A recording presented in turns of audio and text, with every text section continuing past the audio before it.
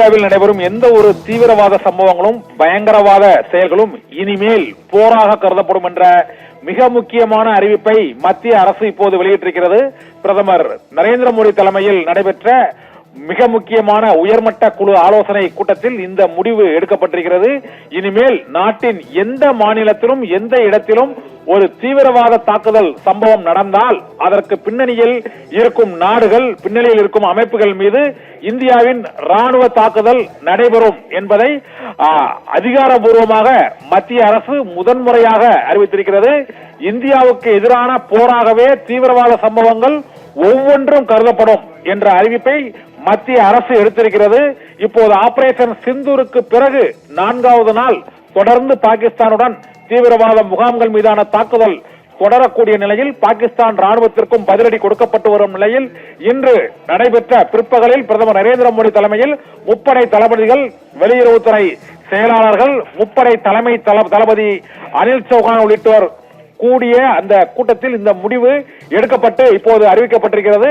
இதனால் இந்தியாவில் உள்ள எந்த மாநிலத்திலும் எந்த யூனியன் பிரதேசத்திலும் ஒரு குண்டுவெடிப்பு சம்பவமோ அல்லது ஒரு தீவிரவாத அமைப்பின் தாக்குதலோ நடைபெற்றால் அந்த அமைப்பின் பின்னணியில் இருப்பவர்கள் யாராக இருந்தாலும் அவர்கள் அழித்தொழிக்கப்படுவார்கள்.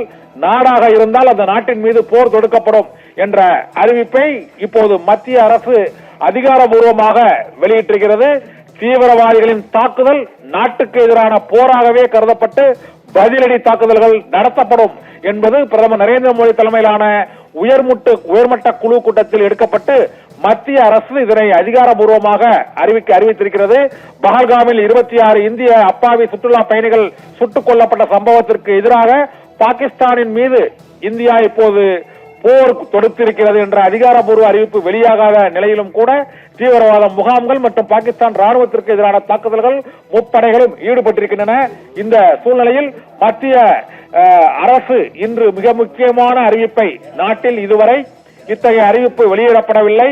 இது முதன்முறையாக நாட்டின் எந்த ஒரு பகுதியிலும் காஷ்மீர் முதல் கன்னியாகுமரி வரை எந்த இடத்திலாவது குண்டுவெடிப்பு, துப்பாக்கிச் சூடு சம்பவங்கள் தீவிரவாத பயங்கரவாத இயக்கங்கள் மூலமாகவோ அல்லது கிளர்ச்சியாளர் அமைப்புகள் மூலமாகவோ நடத்தப்பட்டால் அது போராகவே கருதப்படும் என்ற மிக முக்கியமான அறிவிப்பை மத்திய அரசு இன்று வெளியிட்டிருக்கிறது.